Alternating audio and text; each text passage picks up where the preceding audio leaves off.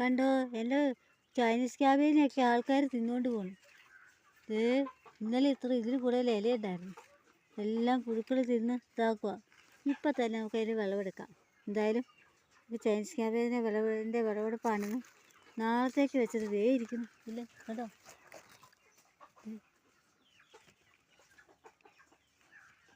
രണ്ട് ഇലകൾ കൂട്ടി പിടിച്ചിട്ടാണ് തിന്നുന്നത്. കണ്ടോ, ഇനി വെച്ചേക്കാൻ പാടില്ലോ. എന്തായാലും കൊന്നു. എല്ലാ ഇലകളെയും കാണുമായിരിക്കും ഇതുപോലെ. ഇന്നലെ ഇത് കൂടുതൽ ഇലയുണ്ടായിരുന്നു, ഇന്ന് വയ്ക്കാൻ തോരൻ വയ്ക്കാമെന്ന് ഓർത്തിരുന്നു. ഇനി നാളത്തേക്ക് വെച്ചിരുന്നാൽ ഒറ്റ എണ്ണം കിട്ടില്ല. അപ്പോൾ നമുക്കിത് പറിച്ചെടുക്കാം. ഇത് കൃഷി രീതി വളരെ എളുപ്പമാണ്. മഞ്ഞുകാലത്തിൽ ഉണ്ടാവുള്ളൂ മാത്രമേ ഉള്ളൂ.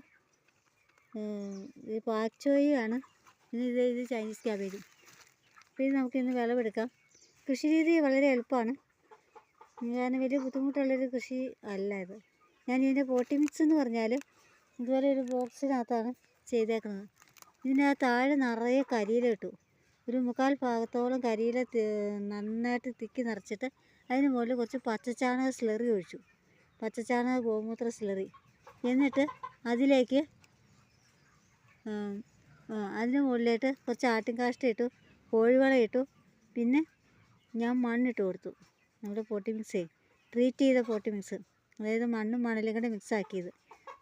അങ്ങനെ ഇട്ട് കൊടുത്തതിന് ശേഷം ട്രീറ്റ് ചെയ്ത മണ്ണും മണലും ഇതിന് മുകളിലിട്ടു.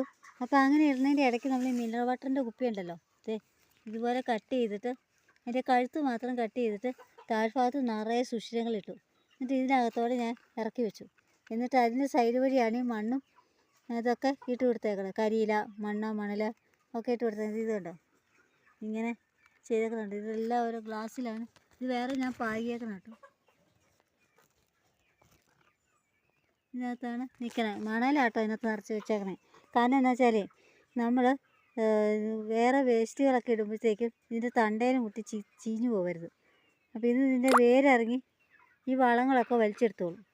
അതിൻ്റെ ആ താഴത്തെ അടിയിൽക്കൂടെ നിറയെ സുഷിരിട്ടുണ്ടല്ലോ, അതിലെ ഇത് മുഴുവൻ വലിച്ചെടുത്തോളും. ഒന്നും അറിയേണ്ട ആവശ്യമില്ല. എന്തായാലും അങ്ങനെ ഒന്ന് ചെയ്യുക കേട്ടോ എല്ലാവരും, ഇതുപോലെ ഒന്ന് ചെയ്യുക. അപ്പോൾ ഈ വലിപ്പത്തിലുള്ള ഇതിനകത്ത് കോഴിവളമുണ്ട്, ബ്രോയിലർ കോഴിയുടെ വളമാണ് കേട്ടോ ഇട്ട് കൊടുത്തേക്കണേ. ബ്രോയിലർ കോഴിയുടെ വളം, പിന്നെ എൻ്റെ കുട്ടിക്കോഴികളുടെ വളമുണ്ട്.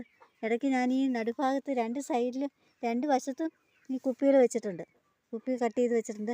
അപ്പോൾ നടുഭാഗത്ത് നമുക്ക് അടുക്കള വേസ്റ്റൊക്കെ കുഴിച്ചിടാം. അത് കണ്ടോ, ഇത് ഇവിടെ നട്ടിട്ടുണ്ട്, ഇവിടെ ഇതേപോലെ ഇവിടെ വെച്ചിട്ടുണ്ട്. ഈ ഇതിന് നടുഭാഗത്ത് നമുക്ക് വളങ്ങളൊക്കെ ഇട്ട് കൊടുക്കാം. ഇടയ്ക്കിടയ്ക്ക് ഞാൻ കോഴിവളം ഇട്ട് കൊടുക്കും, ബ്രോയിലർ കോഴിയുടെ വളം. അതുകൂടാതെ നമ്മുടെ കുട്ടിക്കോഴികളുടെ സ്റ്റാർട്ടർ തീറ്റ അതേ വളമാണല്ലോ, അതും ഇട്ട് കൊടുത്തു. കരിയിലയും ഇടയ്ക്കിടയ്ക്ക് ഇട്ട് കൊടുത്തു. അപ്പോൾ അതൊക്കെ കമ്പോസ്റ്റ് ആവണത് ഈ ചെടികൾ വലിച്ചെടുത്തോളും. അപ്പോൾ ഈ വലിപ്പത്തിലുള്ള പാക്ചോയും ചൈനീസ് ക്യാബേജും ഒക്കെ കിട്ടും. ഇതാണ് പാക്ചോയ്. ഗ്രൂപ്പിലുള്ളൊരു സഹോദരൻ വിത്ത് അയച്ചു തന്നു കേട്ടോ.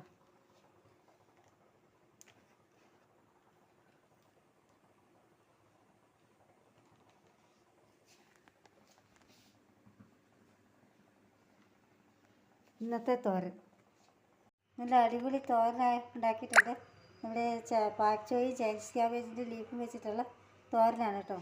അപ്പോൾ എൻ്റെ വീഡിയോ ഇഷ്ടമായെങ്കിൽ എല്ലാവരും ലൈക്ക് ചെയ്യുക, സബ്സ്ക്രൈബ് ചെയ്യുക, ബെല്ലൈക്കൻ ടിക്ക് ചെയ്യുക.